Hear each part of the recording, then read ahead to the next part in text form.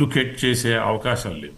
Yes, Bhanu ఇల్లేంద్ర గారు, ఉద్యోగం పోయినటువంటి 60 రోజుల్లోపు అమెరికా వదిలిపెట్టాలనేటటువంటి ఒక నినాదం అందరినీ భయపట్టిస్తుంది. అసలుకు ఏంటి ఆ రూల్ ఏంటి, దాంతో H1B వీసా హోల్డర్కు ఉన్నటువంటి ప్రమాదం ఏంటి?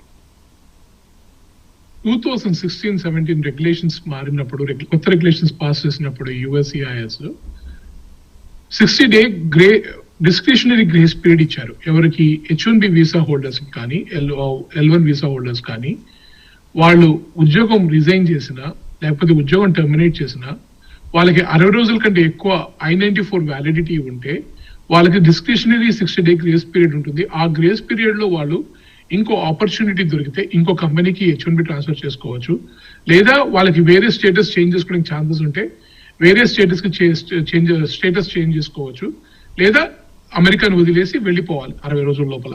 వెళ్ళిపోతే రేపు ఫ్యూచర్ లో మళ్ళీ అమెరికా రావడానికి ఎటువంటి ఇబ్బందులు ఉండవు వాళ్ళకి అని చెప్పని 2016 లో రెగ్యులేషన్స్ పాస్ చేశారు. కానీ అవి 2017 జనవరి నుంచి ఎఫెక్టివ్ లోకి వచ్చినాయి అనమాట. అది డిస్క్రిషనరీ రిలీఫ్, 60 రోజుల గ్రేస్ పీరియడ్ అన్నది. ఇవాళ ఇప్పుడున్న పరిస్థితుల్లో ఈ ఏఐ మార్కెట్ ట్రాన్సిషన్ మూలంగా traditional software jobs are getting hit hard. People who are in traditional core development or core coding and all those positions, they're getting really, really hard because of the transition happening in AI, in the industry with AI and everything. It happens in cycle every 10-15 years, you're going to see this cycle because there'll be transition in the jobs, there'll be transition in the technologies and everything. And that's what we are seeing in the IT industry basically right now. I think probably next 6-7 months, I think we will have an idea how the things will go in the market. And again, these companies will start hiring, but how the hirings will happen, what kind of positions will happen, it will all will determine that. So right now, because so many layoffs are happening, these people have a difficulty to find a job alternatively also. So they're exhausting their 60-day grace period for many people. Sometimes what happening is, ఈ 60-day grace period లో వీళ్ళు desperate గా they're trying to file for a B1B to change their status or some other non-immigrant status.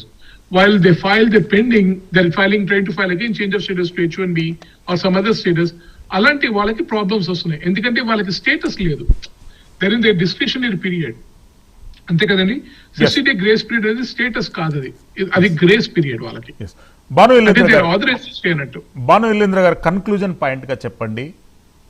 Recently వచ్చినటువంటి green card ఏవైతే legislations ఉన్నాయో, గత సంవత్సరాల నుండి సుమారు 10 లక్షల మంది ఎన్ఆర్ఐస్ గ్రీన్ కార్డ్స్కి అప్లై చేసుకొని వాళ్ళు వెయిటింగ్ లిస్ట్లో ఉన్నారు.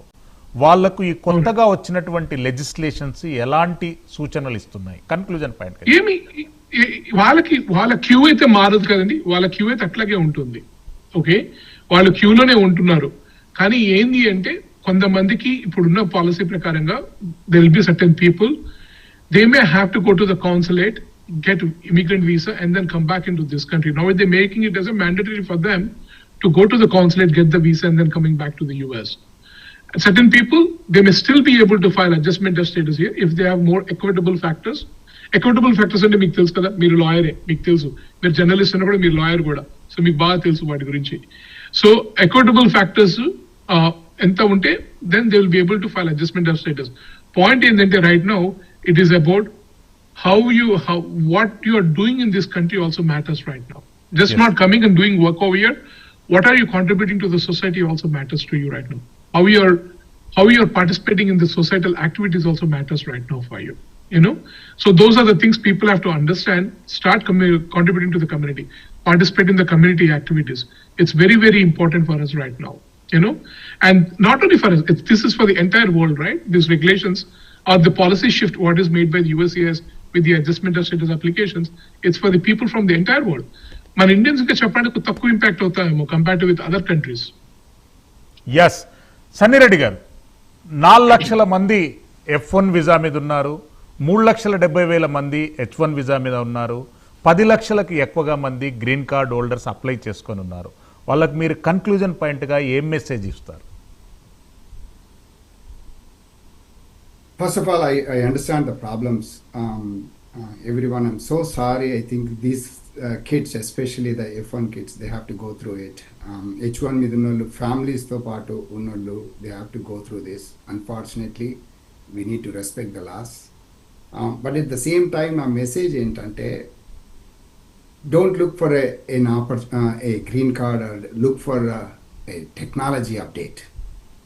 ఇప్పుడు నేను ఇంతకుముందు చెప్పినట్టు India is not a second chance anymore. India should be a primary chance. India వెళ్ళాల్సి వస్తుంది అని బాధపడే రోజులు పోయినాయి. ఎందుకంటే ఇండియాలో కూడా ఎంప్లాయ్మెంట్ బాగుంది, స్కిల్ ఉన్న వాళ్ళకి జాబ్స్ దొరక్కపోవడం అనేది లేదు. So choose India as a first chance, but at the same time don't give up. I think it may take, ఇప్పుడు భానుగారు చెప్పినట్టు టైం ఎక్కువ పట్టవచ్చు, బట్ ఈవెన్చువల్లీ వస్తుంది గ్రీన్ కార్డ్. ఈ H1 మీద ఉన్నోళ్ళు, F1 మీద ఉన్నోళ్ళు డెఫినెట్గా పరిస్థితులు డిఫరెంట్గా ఉన్నాయి, టఫ్ ఉండొచ్చు, కానీ టాలెంట్ ఉంటే ఎప్పుడు కూడా ఆపర్చునిటీస్ అనేవి ఉంటాయి. వెదర్ ఇండియా కానీ అమెరికా కానీ anywhere in the world, it doesn't matter as long as you have a talent. My advice to you is update your skills. Don't just sit there. ఇప్పుడు ఎట్లా అంటే గాల్లో దీపం పెట్టి దేవుడి పూజ చేస్తే దేవుడైనా ఏం హెల్ప్ చేయడు. మన ప్రయత్నం మనం చేయాలి. So my advice is develop your skills. I think everything will be okay. Yes, Venugopal Reddy గారు, ఎస్, పొలిటికల్ మ్యాండేట్ తోని ఇంకా అక్కడ ఏమన్నా ప్రెజర్ బిల్డప్ చేస్తే ఎన్ఆర్ఐస్కు ఇంకేమన్నా బెనిఫిట్ జరిగే అవకాశం ఉందంటారా వేణుగోపాల్ రెడ్డి గారు? బ్రదర్, ఇక్కడ పొలిటికల్ గా ఇన్ఫ్లుయెన్స్ చేసేది ఇమిగ్రేషన్ మీద తక్కువ ఉంటది. ఎందుకంటే ఇమిగ్రేషన్ సిస్టమ్ అనేది టోటల్. నేను ఈ క్వశ్చన్ ఎందుకు అడుగుతున్నానంటే మిడ్ టర్మ్ ఎలక్షన్స్ లలో ఉన్నాము. సుమారు 111 అంటే లోకల్ బాడీ ఎలక్షన్లకు ఇండియన్స్ కాంటెస్ట్ చేస్తున్నారు. చాలా కీలకమైనటువంటి పాత్రలో ఇండియన్స్ అక్కడ ఉన్నారు, ఇండియన్ పొలిటీషియన్స్ ఉన్నారు, అక్కడ టెక్స్ ఉన్నారు, మన సనిరెడ్డి గారు లాంటి గొప్ప లీడర్లు ఉన్నారు అక్కడ. వాళ్ళందరికీ ఇన్ఫ్లుయెన్స్ చేస్తే ఏమన్నా మార్పులు వచ్చే అవకాశం ఉందా? సో ఖచ్చితంగా అది ఇప్పుడు ఈ రోజు ఏంటంటే ఈ కొత్త పాలసీ ఏదైతే వచ్చిందో దాని మీద కోర్టుకు వెళ్ళడం అయితే జరుగుతుంది. ఇందాక మీరు అన్నట్టు కంపెనీస్ పట్టించుకుంటాయి, కంపెనీస్ వదిలేస్తాయంటే కొన్ని కంపెనీస్కి ఇంపాక్ట్ అవుతుంది. ఇప్పుడు గూగుల్, మెటా, లేకపోతే ఇప్పుడు ఫేస్బుక్, ఇట్లాంటి కంపెనీస్, అమెజాన్ కంపెనీస్ ఏదైతే ఉన్నాయో వాటిలో H1 హోల్డర్స్ ఎక్కువ మంది, అలాగే గ్రీన్ కార్డ్ పిటిషన్ ఫైల్ చేసిన వాళ్ళు కూడా ఎక్కువ మంది ఉంటారు. సో వాళ్ళందరూ కూడా కోర్టుకు వెళ్ళే పరిస్థితి ఉంటుంది, వాళ్ళు వెళ్ళి దాని మీద క్వశ్చన్ చేసేది ఉంటుంది. At the same time political గా చూసుకుంటే ఇదివరకే చూసాం మనం, మోడీ గారు అలాగే ట్రంప్ ఇద్దరు కూడా గతంలో కూడా ఇమిగ్రేషన్ ఇష్యూస్ మీద ఎంత వీలైతే అంత ఫ్లెక్సిబిలిటీ ఇవ్వాలన్నది డిస్కషన్స్ నడిచాయి. కాకపోతే ఆ తర్వాత ఏమన్నా ఇంప్రూవ్మెంట్ ఉందా అంటే మనం చూస్తున్నాం ఏం జరుగుతున్నది. గత 1.5 year 2 years టర్మ్ లో ప్రతిదీ కూడా స్కూటనింగ్ ఎక్కువ అవుతుంది, అన్ని చోట్ల ఇమిగ్రేషన్ లాస్ అన్ని కూడా టైట్ అవుతున్నాయి కానీ ఎక్కడ లూజ్ అవ్వట్లేదు. సో ఆ రకంగా చెప్పాలంటే పొలిటికల్ ఇన్ఫ్లుయెన్స్ ఎక్కువ ఉండదు.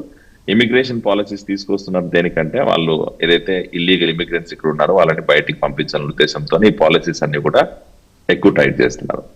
ఇందాక బ్రదర్ చెప్పినట్టు ఓకే, ఇండియా నుంచి అంటే అమెరికా నుంచి ఇండియాకి వెళ్ళిపోయినంత మాత్రం ఈ రోజు అక్కడ ఏదో అయిపోతుందనే కాదు. ఒకవేళ వెళ్లాల్సిన అవసరమే వస్తే ఖచ్చితంగా ఈ రోజు ఇండియా కూడా ఆపర్చునిటీస్ ఎక్కువ ఉంటాయి. ఇండియాలో కూడా టెక్ కంపెనీస్ లో ఈ రోజు మంచి మంచి ప్యాకేజీలు వస్తున్నాయి. ఇదివరకు లాగా లేదు పరిస్థితి. మీ దగ్గర స్కిల్ ఉంటే అడ్వాన్స్ టెక్నాలజీస్ మీద పనిచేస్తూ ఉంటే ఇండియాలో కూడా బెటర్ ఆపర్చునిటీస్ ఉన్నాయి, బెటర్ స్కేల్ వస్తుంది. సో అలాంటి పరిస్థితిలో పొలిటికల్ గా వచ్చి దాన్ని చేసేది ఉంటుంది. అంత సేమ్ టైం ఇండియా కూడా ఇందాక నరేంద్ర మోడీ గారు కూడా మన రిసోర్సెస్ మన దగ్గర ఉంటే మన పరిస్థితిలో ఉండదు. చాందకినేని గారు, అమెరికా ఎకానమీకి చాందకినేని గారు అమెరికా ఎకానమీకి $136 బిలియన్ ఎకానమీని ఎన్ఆర్ఐస్ మనం ఇండియన్ డిస్పోరా అందిస్తున్నాం. కానీ వెల్ఫేర్స్ డెవలప్మెంట్ పరంగా మనం ఎంతవరకు ఎక్స్పెక్టేషన్ చేయొచ్చు? కన్క్లూజన్ పాయింట్ కదా చెప్పండి. నేను క్విక్గా I want to add one more point. ఇప్పుడు మాకు ఐటీ సర్వ్ అని ఇండస్ట్రీ ఆర్గనైజేషన్ ఉంది. ఎస్, వాళ్ళు కమ్యూనిటీ ఆర్గనైజేషన్స్, గవర్నమెంట్ లెవెల్ ఇవన్నీ మొదలు పెడితే I think we can resist. Okay, and because of the impending elections I think it can make a difference. Now coming back to మీరు $136 billion ఇప్పుడు అంతా మీరు చూస్తే ఇండియా ఇంపోర్ట్ బిల్ $75 బిలియన్, మిగిలిన foreign deposits another $75 billion, అంతా అస్తవ్యస్తంగా ఉంది. అందుకని ప్రస్తుతానికి ఏది వస్తుంది ఏది రాదని చెప్పలేము. So we have to wait and see. తొందరగా ఈ ఇరాన్ వారు నుంచి అందరూ బయటపడితే whole world will be happy. Yes, thank you Chandakineni garu, అదేవిధంగా వేణుగోపాల్ రెడ్డి గారికి.